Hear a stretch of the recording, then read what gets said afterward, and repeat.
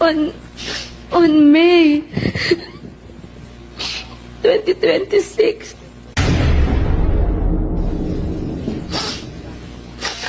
I received a call from the President, Rodrigo Roa Duterte, at approximately 5 a.m., instructing me to meet him at his residence in Toña Luisa, Davao City.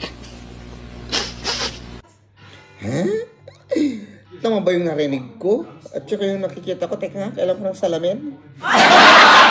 Uy, ate! Baliw ka man, uy! Anong may ka dyan? May 26? Nasa April pa lang tayo. Ano bang petsa ba ngayon? Pati ako naluloka na sa petsa ngayon.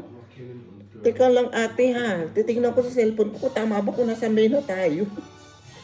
Ano pinagsasabi mo? Tumawag si PRRD o si presidente natin na former president na si Roa Duterte sa'yo?